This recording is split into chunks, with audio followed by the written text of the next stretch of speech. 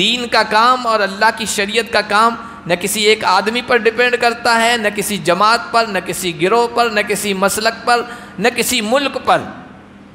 اللہ جس سے چاہے کام لے لے۔ مکے والوں نے پریشانیاں کھڑی کی، اللہ نے مدینے والوں کو بلا لیا، حضور کو وہاں بھیجوا دیا، انصار کھڑے ہو گئے۔ پھر عربوں نے سستی دکھائی، اللہ نے عجموں عرب کے باہر کے ملک کے لوگوں کو کھڑا کر دیا۔ یہ حدیث میں جتنے بھی لوگ ہیں، امام بخاری، امام مسلم، یہ سارے دیکھو عربی نہیں ہیں، باہر کے عجمی ہیں، جن کی زبان بھی عربی نہیں ہے، اللہ ان سے کام لے لیا۔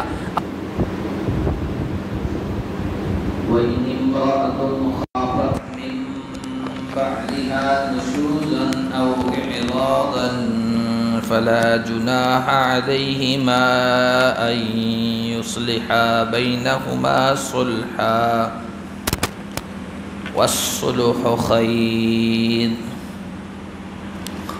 وَأُحْضِرَتِ الْأَنفُسُ الشُّحَّ وَإِن تُحْسِنُوا وَتَتَّقُوا فَإِنَّ اللَّهَ كَانَ بِمَا تَعْمَلُونَ خَبِيرًا۔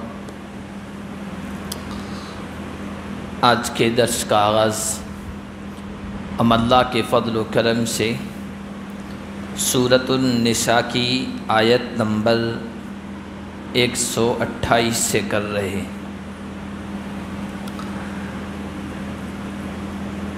معاشرتی جو مسائل ہیں، یعنی انسان کی زندگی گزارنے کے خاص طور پر میاں بیوی کے ان مسائل کو اور ان کی زندگی سے متعلق ہدایات کو ان آیتوں میں بیان کیا گیا ہے، جن کو آج ہم پڑھیں گے۔ اللہ تعالیٰ نے ارشاد فرمایا وَإِنِ امْرَأَةٌ خَافَتْ مِن بَعْلِهَا نُشُوزًا أَوْ إِعْرَاضًا فَلَا جُنَاحَ عَلَيْهِمَا أَن يُصْلِحَا بَيْنَهُمَا صُلْحًا۔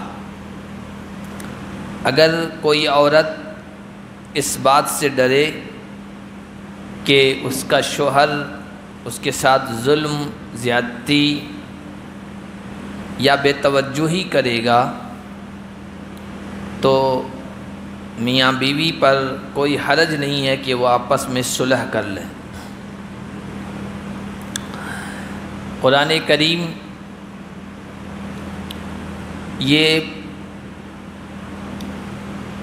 صرف اجر و ثواب والی کتاب نہیں ہے، بلکہ زندگی کس طرح گزارنا چاہیے اس کے بارے میں بھی یہ رہنمائی کرتی ہے، اور ایسے اصول یہ کتاب بتاتی ہے جس کے مطابق زندگی اگر انسان گزاریں گے تو کامیابی ملے گی، پرسکون زندگی بسر ہوگی۔ یہ کتاب ہمیں یہ بتاتی ہے کہ نکاح کس طرح کرنا ہے، نکاح کے بعد ایک دوسرے کا حق کس طرح ادا کرنا ہے، اگر دونوں میں میاں بیوی میں انبن ہو رہی ہے تو معاملہ کس طرح نمٹانا ہے، اور اگر معاملہ بہت زیادہ خطرناک ہو جائے، نازک ہو جائے، تو اس وقت اگر طلاق لینی ہے تو اس کا کیا طریقہ ہے، طلاق کے بعد عدت کس طرح گزارنی ہے، اس کے کیا مسائل ہیں، ان سب کے بارے میں بھی یہ کتاب یعنی قرآن کریم رہنمائی کرتی ہے۔ انسانی معاشرتی زندگی ہے جو میاں بیوی کی، تو یہ زندگی ایسی ہے کہ ایسا نہیں ہوگا کہ شوہر ہمیشہ خوش ہی رہے، ہنستا ہی رہے اور اس کا موڈ اور مزاج خراب نہ ہو، اور نہ ایسا ہوگا کہ بیوی ہمیشہ خوش اخلاق ہی رہے اور مسکراتی رہے اور اس کی طرف سے مزاج اور طبیعت کے خلاف کوئی بات پیش نہ آئے، ایسا نہیں ہو سکتا ہے۔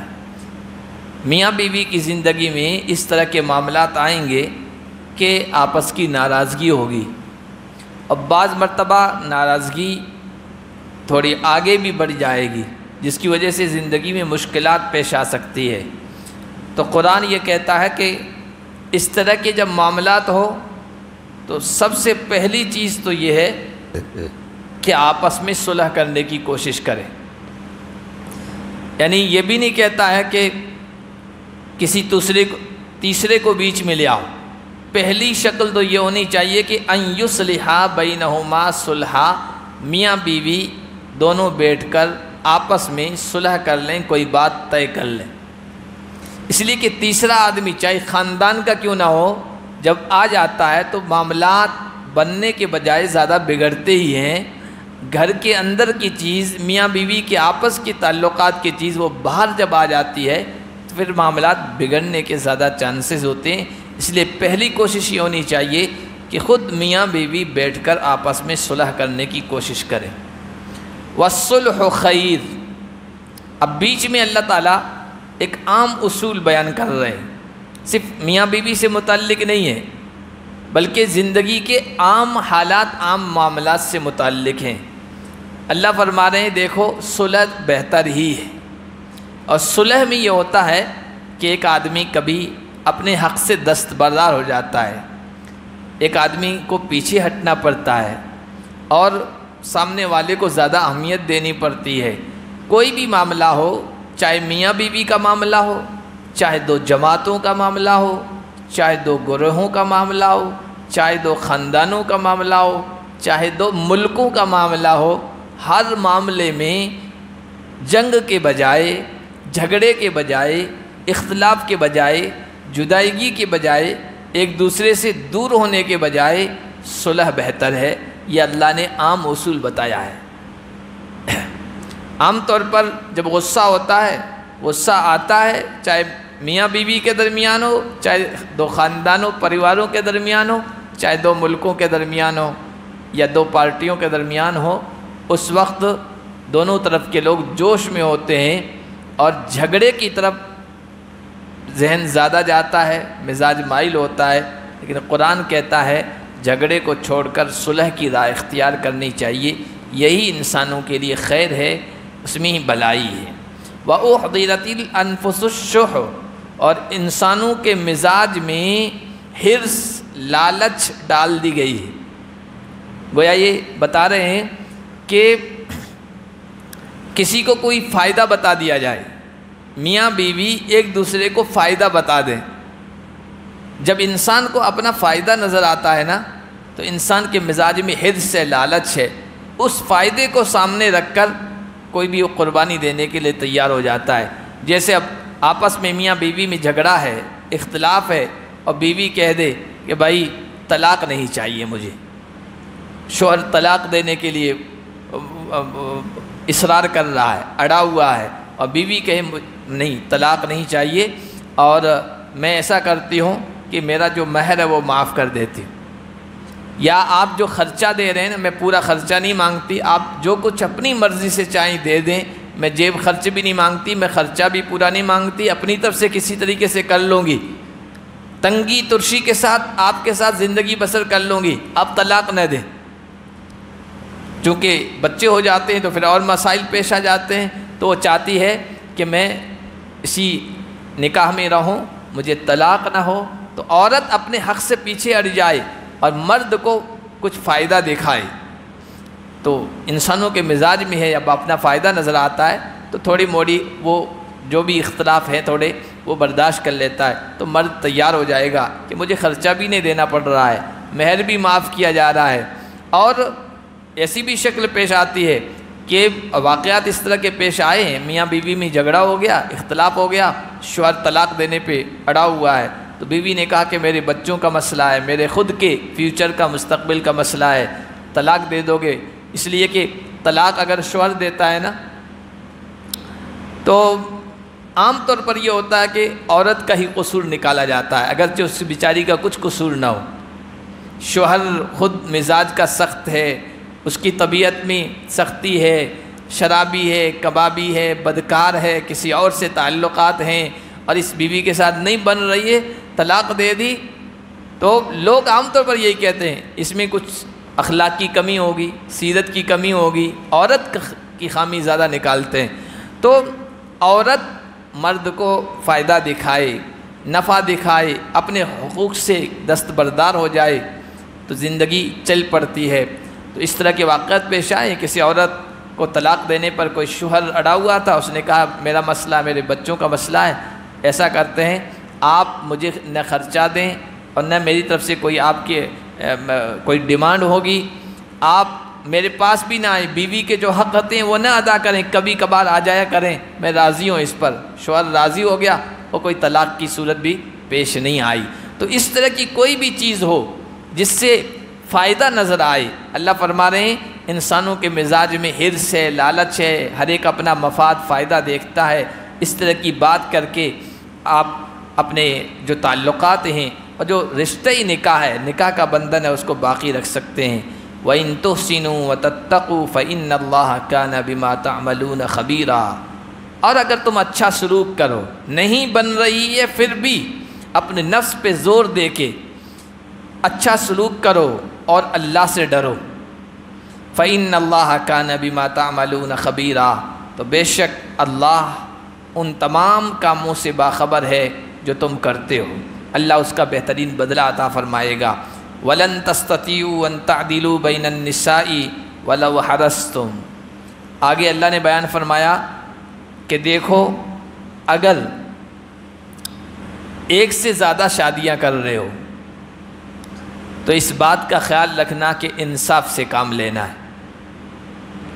اللہ نے فرمایا ایسا ہو ہی نہیں سکتا کہ تم مکمل طور پر انصاف کرو، 2 بیویوں کے درمیان یا 3 بیویاں یا 4 تک کی اجازت ہے، تمام بیویوں کے درمیان ولو حرصتم، تم کتنا ہی کیوں نہ چاہو تم انصاف نہیں کر سکتے ہو، تو پھر کیا کرو؟ فلا تمیلوا کل المیل، بس اتنا تمہارے سامنے یہ معاملہ ہونا چاہیے کہ کسی ایک کی طرف مکمل طور پر مائل مت ہو جانا، ایک کی طرف جھک مت جانا، فتذروها کالمعلقہ، کہ دوسری کو ادا لٹکی ہوئی چھوڑ دو، اس کا نہ حق ادا کر رہے ہو، نہ اس کے ساتھ اس نے سلوک کر رہے ہو، نہ اس کو خرچہ دے رہے ہو۔ اگر ایک سے زیادہ، بلکہ یہ بات یاد رکھیے کہ اگر ایک بیوی کا حق آپ ادا نہیں کر پا رہے، اگر کسی انسان میں یہ بات ہے کہ وہ ایک بیوی کا بھی حق ادا نہیں کر سکتا ہے تو اس کے لیے نکاح کرنا جائز نہیں ہے۔ یہ بات عام لوگوں کو پتہ نہیں ہے۔ اگر کسی انسان کے میں یہ ہے کہ میں شادی کروں گا تو بیوی کے حقوق ادا نہیں کر پاؤں گا، تو پھر آپ نکاح نہیں کر رہے، اور نکاح کر لیا تو اس کا حق ادا کریں۔ اور ایک سے زائد شادیوں کی اجازت ہے شریعت میں، اس میں شرط یہ لگائی گئی ان کا حق صحیح طریقے سے ادا کرنا ہے، انصاف کے ساتھ کام کرنا ہے۔ اب انصاف کے ساتھ معاملہ کیا ہے؟ ظاہری چیزوں میں، ظاہری کیا ہے؟ نان نفقہ خرچہ تمام بیویوں کو برابر دینا ہے، رہائش رہنے کے لیے تمام بیویوں کو برابر دینا ہے، لباس سب کو ایک جیسا دینا ہے، یہ ظاہری چیزیں ہیں۔ اسی طرح شب گزاری، رات گزارنا ہے تو تمام کے ساتھ برابری کا معاملہ کرنا ہے، شب گزاری میں، رات گزارنے میں، یہ ظاہری جو چیزیں ہیں ان سب میں سب کے ساتھ انصاف سے کام لینا ہے۔ ایک چیز ہے جو نہیں ہو سکتی ہے، جو انسان کے بس میں نہیں ہے، وہ ہے دل کا میلان، دل کا جھکاؤ، دل کے اندر محبت، وہ کسی ایک کی طرف ہو سکتی ہے، اور یہ انسان کے بس میں نہیں ہے، یہ انسان کے بس میں ہے ہی نہیں۔ یہ دل تو اللہ کے ہاتھ میں ہے، کیونکہ کوئی ایک بیوی یا تو اس کی سیرت، اس کے کیریکٹر کی وجہ سے، یا اس کے علم کی وجہ سے، یا اس کی خدمت کی وجہ سے، یا اس کی خوبصورتی کی وجہ سے انسان کے دل میں گھر کر جاتی ہے، بیٹھ جاتی ہے، اور انسان کے دل میں اس کی محبت زیادہ ہو جاتی ہے۔ تو دل کی محبت کا کوئی انکار نہیں ہے، نہ اس پر اللہ کی طرف سے پکڑ ہے، لیکن ظاہری اعتبار سے ایسا نہ ہو کہ کسی ایک بیوی کی طرف جھک جائیں اور باقیوں کو اد لٹکی ہوئی چھوڑ دیں، 2 ہیں تو دوسری کو، اور اگر 2 سے زائد ہے تو باقیوں کو عدل لٹکی ہوئی چھوڑ دیں، نہ ان کو چھوڑ رہے ہیں نہ ان کا حق ادا کر رہے ہیں۔ اس بارے میں سخت وعید آئی ہے۔ اللہ کے نبی صلی اللہ علیہ وسلم نے بیان فرمایا کہ جو آدمی اگر اس کی کئی بیویاں ہیں ان کے درمیان انصاف سے کام نہیں لیتا ہے تو کل قیامت کے دن اس حال میں اللہ کے دربار میں آئے گا، وَشِقُّهُ سَاقِطٌ، کہ اس کا آدھا جو جسم کا دھڑا ہوگا وہ فالج زدہ ہوگا، فالج ہو جاتا ہے نا، آدھا کام نہیں کرتا ہے، یا یہ کہ وہ جھکا ہوا ہوگا، دیکھنے والے سمجھ جائیں گے کہ اس کی کئی نکاح تھے اور بیویوں کے درمیان یہ انصاف کرنے والا نہیں تھا، کسی ایک کی طرف جھکنے والا زیادہ تھا۔ خود اللہ کے نبی صلی اللہ علیہ وسلم کی یوں تو 11 بیویاں تھیں، لیکن 9 بیویاں ایک ہی وقت میں موجود تھیں، 2 کا انتقال ہو گیا تھا۔ اللہ کے نبی صلی اللہ علیہ وسلم سب کے درمیان انصاف کے ساتھ معاملہ کرتے تھے، رات گزارنے میں بھی، نان نفقے میں بھی، رہائش میں بھی، یہاں تک کہ جب سفر کا معاملہ آتا تھا، آپ پر ضروری نہیں تھا لیکن سفر کا جب معاملہ آتا تھا تو قرآن اندازی کرتے تھے، پرچی ڈالتے تھے، جس بیوی کا نام آتا تھا اس کو ساتھ میں لے جایا کرتے تھے۔ ظاہری طور پر سب کے ساتھ اس طرح انصاف کا معاملہ کیا ہے، لیکن دل کا معاملہ، دل میں سب کو پتہ ہے کس کی محبت تھی۔ حضرت عائشہ کی محبت زیادہ تھی، علم کی وجہ سے، سمجھداری کی وجہ سے، خدمت کی وجہ سے۔ فرمایا کرتے تھے اللہم ھذا قسمی فیما املک فلا تلمنی فیما تملک ولا املک۔ اے اللہ، یہ میں نے ظاہری اعتبار سے بیویوں کے درمیان صحیح تقسیم کر دیے، انصاف کا معاملہ کر دیا ہے، جو میرے بس میں تھا وہ میں نے کر دیا ہے، اور جو میرے بس میں نہیں ہے اس پر آپ میری پکڑ نہ فرمانا، میری سرزنش نہ کرنا، میری ملامت نہ کرنا، کیونکہ اس کا میں مالک نہیں ہوں، تو مالک ہے۔ وہ ہے دل کا میلان، دل کا جھکاؤ، وہ حضرت عائشہ کی طرف تھا، سب کو پتہ ہے۔ تو یہاں اللہ نے بیان فرمایا کہ تمہارا حتی الامکان یہ تمہاری کوشش ہونی چاہیے کہ تمام بیویوں کے درمیان انصاف کے ساتھ معاملہ کرو۔ اگر تم چاہو مکمل طور پر انصاف کرو تو یہ ہوگا نہیں، 19-20 ہو ہی جاتا ہے، ایک سے زیادہ بیویاں ہو تو 19-20 اوپر نیچے کمی بیشی ہو ہی جاتی ہے، لیکن انسان کو ظاہری طور پر کوشش کرنا چاہیے۔ حضرت مولانا تھانوی رحمۃ اللہ علیہ کا نام بہت مشہور ہے، ہندوستان کے بڑے عالم گزرے ہیں، ان کی 2 بیویاں تھیں، 2 بیویاں تھیں، اور اللہ کی حکمت ہے دونوں بیویوں سے اولاد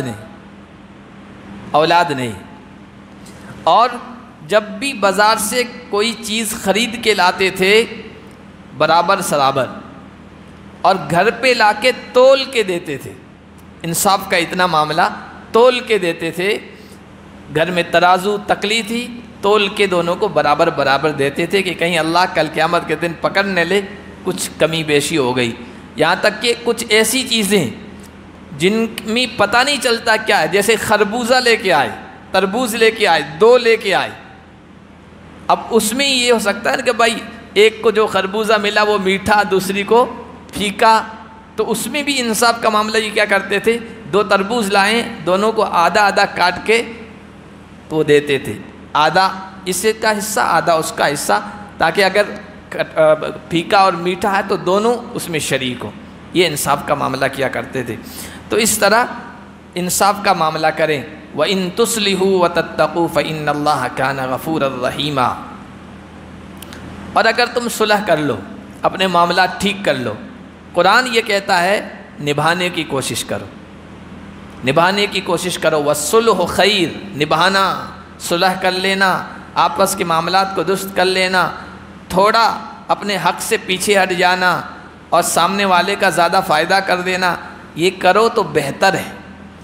اس لیے جن کی شادی ہو چکی ہے وہ بھی اس بات کو ذہن میں رکھیں کہ بھائی انسان کی ازدواجی زندگی میں، میاں بیوی کی زندگی میں اتار چڑھاؤ آتے ہیں، کبھی خوشی ہوتی ہے، کبھی غم ہوتا ہے، کبھی فقر و فاقہ تنگ دستی ہے، کبھی خوشحالی ہے، کبھی کسی کا مزاج کیسا ہے، کبھی کیسا ہے۔ تو کچھ بھی ہو جائے، توڑنے کی، طلاق کی، جدائیگی کی، تفریق کی نہ سوچیں، جوڑنے کی کوشش کریں، قریب کرنے کی کوشش کریں، اور اپنے رشتہ داروں میں کہیں اس طرح کا معاملہ ہے تو کبھی جدائیگی کا مشورہ نہ دیں، طلاق کا مشورہ نہ دیں، توڑ کا مشورہ نہ دیں، جوڑ کا ہی مشورہ دیں۔ قرآن اسی کی تاکید کرتا ہے، کہہ رہا ہے کہ اگر تم اصلاح کر لو اور اللہ سے ڈرو تو بے شک اللہ بخشنے والا، رحم کرنے والا ہے۔ اگر بیوی کے ساتھ پہلے ناروا سلوک ہو گیا ہے، ظلم ہو گیا ہے، زیادتی ہو گئی ہے، اس کا حق تم نے ادا نہیں کیا ہے، اس پر ظلم کیا ہے، اللہ سے ڈر جاؤ، آگے کی زندگی میں ارادہ کرو کہ اس کے ساتھ ناانصافی نہیں کریں گے اور اس کے حقوق کو جو ہے ہضم نہیں کریں گے، اس میں کمی نہیں کریں گے، تو انشاءاللہ اللہ بخشنے والا، رحم کرنے والا ہے، اللہ اپنا رحم فرمائے گا۔ وَإِن يَتَفَرَّقَا يُغْنِ اللَّهُ كُلًّا مِّن سَعَتِهِ۔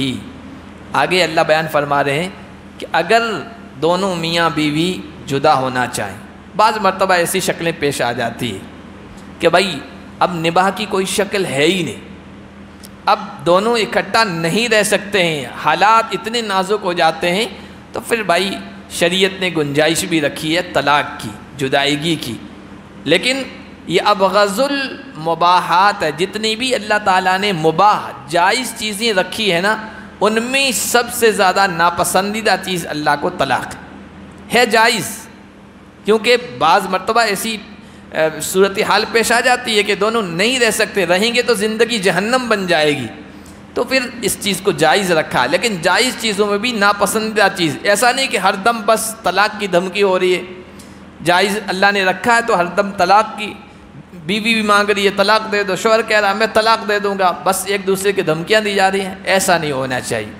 اس لیے کہ طلاق کی مثال علماء نے دی ہے، یہ ایمرجنسی ونڈو ہے، شریعت میں یہ ایمرجنسی ونڈو ہے۔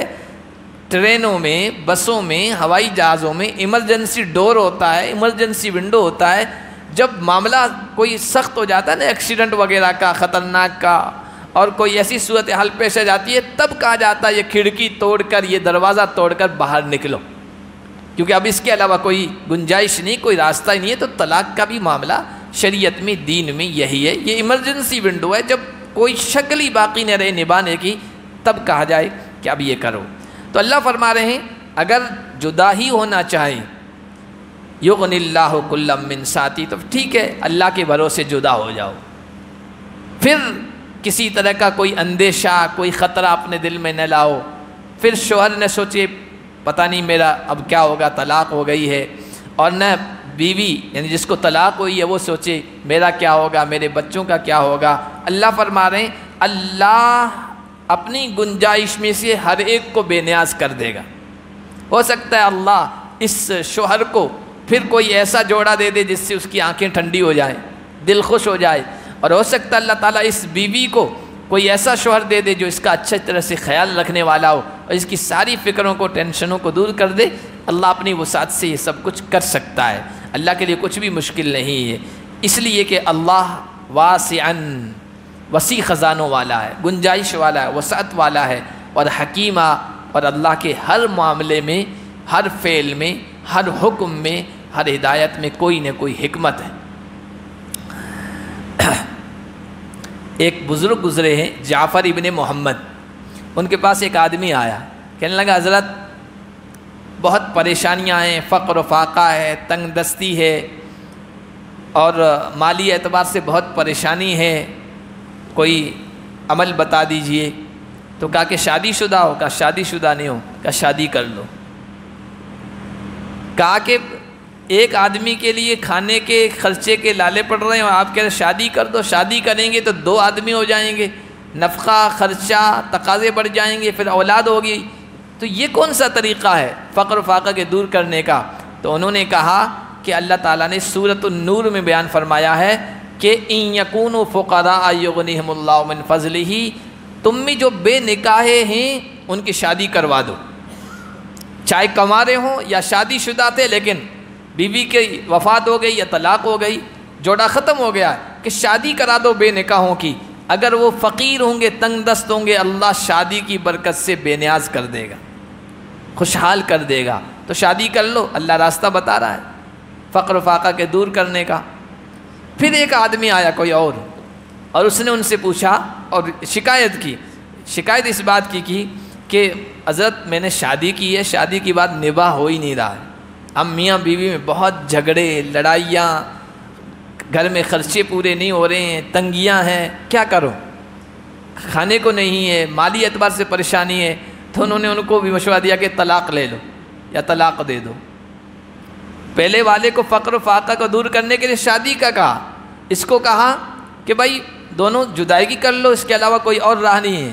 تو کسی نے کہا یہ کون سا طریقہ آپ نے کیوں بتایا؟ تو انہوں نے یہ آیت پیش کی، ان یتفرقا یغنی اللہ کلا من سعتی۔ پہلا بغیر شادی کے تھا تو اللہ نے یہ کہا ہے شادی کر لو، اللہ ساری پریشانیاں دور کر دے گا۔ اس نے شادی کر لی ہے پھر بھی پریشانی ختم نہیں ہو رہی ہے، فقر و فاقہ ختم نہیں ہو رہا ہے، تو ہو سکتا ہے میاں بیوی کے آپس کے تعلقات کی خرابی کی وجہ سے نحوست آ رہی ہو، تو اللہ فرما رہے ہیں دونوں جدا ہو جاؤ، اللہ ہر ایک کو وسعت سے عطا فرمائے گا، گنجائش پیدا فرمائے گا۔ وَلِلَّهِ مَا فِي السَّمَاوَاتِ وَمَا فِي الْأَرْضِ، اللہ وسعت والا ہے، اللہ کے یہاں کوئی کمی نہیں ہے۔ اللہ تمہیں اچھا جوڑا دے سکتا ہے، جدائیگی ہو گئی، شوہر کو اچھی بیوی دے سکتا ہے، بیوی کے لیے اچھا شوہر دے سکتا ہے۔ کیوں؟ وَلِلَّهِ مَا فِي السَّمَاوَاتِ وَمَا فِي الْأَرْضِ، زمین اور آسمان کی ساری چیزیں اللہ کے ہاتھ میں، اللہ کے خزانوں میں کوئی کمی نہیں۔ یہ چوڑی چکلی زمین، زمین کے سارے خزانے، آسمانوں کی وسعتیں، اس کی ساری مخلوق، یہ سب کچھ اللہ کی ملکیت ہے، اور اللہ سب کچھ کر سکتا ہے۔ وَلَقَدْ وَصَّيْنَا الَّذِينَ أُوتُوا الْكِتَابَ مِنْ قَبْلِكُمْ وَإِيَّاكُمْ أَنِ اتَّقُوا اللَّهَ، ہم نے تم سے پہلے جن کو کتاب دی تھی ان کو بھی تاکید کی تھی، اور تم کو بھی کر رہے ہیں، ان اتقوا اللہ، کہ اللہ سے ڈرتے رہنا، اللہ سے ڈرتے رہنا۔ اوپر بھی آیا ان تسلیوا وتتقوا۔ دیکھو تقوی ایسی چیز ہے جو انسان کی زندگی کو پرسکون بناتی ہے، تقوی ایسی چیز ہے جو میاں بیوی کو ایک دوسرے کا حق ادا کرنے پر مجبور کرتی ہے، تقوی ایسی چیز ہے جو انسان کی زندگی میں آ جائے تو اس کی زندگی کو پرسکون بنا دیتی ہے، خوشحال بنا دیتی ہے تقوی۔ لیکن ہم نے کیا سمجھ رکھا ہے؟ ہم نے داڑھی کا نام تقوی سمجھ رکھا ہے، صرف ٹوپی کا نام سمجھ رکھا ہے، پگڑی کا نام رکھا ہے، صرف نماز پڑھنے کو ہم نے تقوی سمجھ رکھا ہے۔ نہیں، ایک دوسرے کے حقوق کا خیال رکھنا یہ بھی تقوی ہے۔ صرف تہجد پڑھنا تقوی نہیں ہے، بیوی کا حق ادا کرنا بھی تقوی ہے۔ صرف وظیفہ تسبیحات پڑھنا تقوی نہیں ہے، حق والوں کا حق دینا بھی تقوی ہے۔ تو ایک دوسرے کا حق ادا کرنے پر کون سی چیز آمادہ کر سکتی ہے؟ صرف تقوی، خوف خدا۔ انسان کے ذہن و دماغ میں یہ تصور ہو کہ میں کسی کا حق ماروں گا، چاہے بیوی ہو، چاہے شوہر ہو، چاہے کوئی اور ہو، اللہ پکڑ کرے گا، اللہ کے یہاں جواب دینا ہے۔ یہ چیز، اسی کو تقوی کہتے ہیں، یہ چیز حق ادا کرنے پر آمادہ کرے گی۔ اسی لیے حضرت حسن بصری رحمۃ اللہ علیہ تابعین ہیں، صحابہ کو دیکھا ہے، ان کے پاس ایک آدمی آیا تھا، کہنے لگا کہ میری ایک بیٹی ہے، کئی نکاح کے پیغامات آ رہے ہیں، تو میں کس کے ہاتھ میں اپنی بیٹی کا ہاتھ تھما دوں، کس سے شادی کروا دوں، نکاح کروا دو؟ تو انہوں نے کہا کہ جتنے بھی پیغامات آ رہے ہیں لڑکوں کی طرف سے، ان میں سے دیکھ لو زیادہ متقی پرہیزگار کون ہے، اس کے ساتھ اپنی بیٹی کا نکاح کر دو۔ پھر جملہ ارشاد فرمایا، کہا کہ اگر اس سے محبت کرے گا، اگر اس سے محبت کرے گا تو اس کی زندگی کو خوشحال کر دے گا، یعنی اگر بن گیا، مزاج بیٹھ گیا، طبیعت بیٹھ گئی تو پرسکون زندگی اس کے ساتھ گزارے گا۔ اور اگر مزاج نہیں بیٹھا، بعض مرتبہ ایسا ہوتا ہے شادی کرنے کے بعد میاں بیوی کا مزاج نہیں بیٹھ رہا ہے، لیکن اگر متقی ہے، پرہیزگار ہے، ان کرہا، اگر ناپسند کرتا ہے، پسند نہیں کرتا ہے، تو پھر بھی اس پر کیا ظلم نہیں کرے گا، کم از کم یہ ہوگا کہ بس اب جوڑا بن گیا ہے، نبھانے کی کوشش کرے گا، کسی نہ کسی طریقے سے لے کر چلنے کی کوشش کرے گا، طلاق دے کر توڑنے کی کوشش نہیں کرے گا، متقی یہ کرے گا۔ اسی لیے آپ دیکھیے خطبہ نکاح میں جو آیتیں پڑھی جاتی ہیں نا، 3 آیتیں پڑھی جاتی ہے، سورہ نساء کی شروع کی، اور پھر سورہ اس کی آل عمران کی، اور پھر ایک سورہ احزاب کی، تینوں آیتوں میں تقوی کا لفظ بار بار آیا ہے۔ اس لیے یہاں بھی کہا، ہم نے پہلے لوگوں کو بھی تاکید کی تھی، تمہیں بھی کر رہے ہیں، اللہ سے ڈرتے رہنا، اللہ سے ڈرتے رہو گے، ایک دوسرے کا حق ادا کرتے رہو گے، ایک دوسرے کی کمیاں برداشت کرتے رہو گے۔ وَإِن تَكْفُرُوا فَإِنَّ لِلَّهِ مَا فِي السَّمَاوَاتِ وَمَا فِي الْأَرْضِ، اور اگر تم انکار کرو گے، ناشکری کرو گے، تو سن لو آسمان و زمین میں جو کچھ ہے وہ سب کچھ اللہ کا ہے، اور اللہ بے نیاز ہے، اللہ بے نیاز ہے۔ اگر تم اس کی فرما برداری کرو گے، اس کی اطاعت کرو گے، اس کی عبادت کرو گے، تو اس کی بادشاہت میں ایسا نہیں ہے کہ کوئی اضافہ ہو جائے، اس کی شان میں، اس کی ملکیت میں کوئی اضافہ ہو جائے، ایسا کچھ بھی نہیں ہوگا۔ اور اگر مخلوق نافرمانی پہ اتر آئے، ناشکری کرے، تو اس کی بادشاہت میں کوئی کمی واقع ہو جائے گی، ایسا نہیں ہے، وہ تو بے نیاز مالک ہے، اور حمیدہ اچھی صفات کا مالک ہے۔ تم اگر تعریف نہیں کرو گے تو اس کی تعریف نہیں ہوگی، ایسا نہیں ہے۔ اللہ کے تو افعال ہیں، اللہ کی جو صفات ہیں وہ سب تعریف کے قابل ہیں، ہر مخلوق یا تو زبان سے یا حال سے اس کی تعریف کر رہی ہے۔ وَلِلَّهِ مَا فِي السَّمَاوَاتِ وَمَا فِي الْأَرْضِ وَكَفَى بِاللَّهِ وَكِيلًا، اور جو کچھ آسمان و زمین میں ہے اللہ کا ہے، اور اللہ کارساز ہے، کام بنانے والا ہے، کافی ہے۔ کہا جا رہا ہے میاں بیوی سے کہ دیکھو کام بنانے والا اللہ ہے، کام بنانے والا اللہ ہے، تم دونوں کا بھی کام وہی بنائے گا، کارساز وہی ہے، ساری مخلوق کی حاجتوں کو وہی پورا کر رہا ہے، ساری مخلوق کے کام کو وہی بنانے والا ہے، کائنات کے نظام کو چلانے والا وہی ہے۔ اگر زندگی میں کٹھنائیاں آ رہی ہیں، پریشانیاں آ رہی ہیں، تو پھر یہ عقیدہ مضبوط کر لو، کفا باللہ وکیلا، اللہ وکیل ہے، اللہ کام بنانے والا ہے۔ اس کی ذات سے تعلقات کو، اپنی توقعات کو، امیدوں کو وابستہ کرو گے تو اللہ کام بنائے گا۔ ان یشاء یذہبکم ایھا الناس ویأت بآخرین وکان اللہ علی ذلک قدیرا۔ اگر تم نہیں کرو گے کام، اللہ کے احکام کی فرمانبرداری نہیں کرو گے، اللہ کی نہیں مانو گے، اطاعت نہیں کرو گے، جو احکام دیے ہیں اس کے مطابق زندگی بسر نہیں کرو گے، تو دیکھو تمہیں لے جائے گا، تمہیں ختم کر دے گا، دوسروں کو لے آئے گا۔ اللہ کے خزانوں میں کوئی کمی نہیں ہے، نہ کسی دین کا کام اور اللہ کی شریعت کا کام نہ کسی ایک آدمی پر ڈیپینڈ کرتا ہے، نہ کسی جماعت پر، نہ کسی گروہ پر، نہ کسی مسلک پر، نہ کسی ملک پر۔ اللہ جس سے چاہے کام لے لے۔ مکے والوں نے پریشانیاں کھڑی کی، اللہ نے مدینے والوں کو بلا لیا، حضور کو وہاں بھیجوا دیا، انصار کھڑے ہو گئے۔ پھر عربوں نے سستی دکھائی، اللہ نے عجموں، عرب کے باہر کے ملک کے لوگوں کو کھڑا کر دیا۔ یہ حدیث میں جتنے بھی لوگ ہیں، امام بخاری، امام مسلم، یہ سارے دیکھو عربی نہیں ہیں، باہر کے عجمی ہیں، جن کی زبان بھی عربی نہیں ہے، اللہ ان سے کام لے لیا۔ عباسی جو حضور کے خاندان کے لوگ تھے، جن کے پاس حکومت تھی، انہوں نے دین کی مدد میں سستی کی، اللہ نے مغلوں کو کھڑا کر دیا۔ اللہ آج کسی گروہ سے، کسی جماعت سے کام لے رہا ہے اور وہ صحیح طریقے سے کام نہیں کریں گے، سستی کریں گے، تو اللہ کسی اور کو کھڑا کر دے گا۔ اللہ کافروں میں سے کھڑا کر دے گا، غیر مسلموں میں سے کھڑا کر دے گا۔ پوری تاریخ ہے، انشاءاللہ اگلے درس میں پھر پڑھیں گے۔ اللہ پاک ہم سب کو اپنے دین کی خدمت کرنے کی توفیق عطا فرمائے۔ سبحان اللہ بحمدہ، سبحانک۔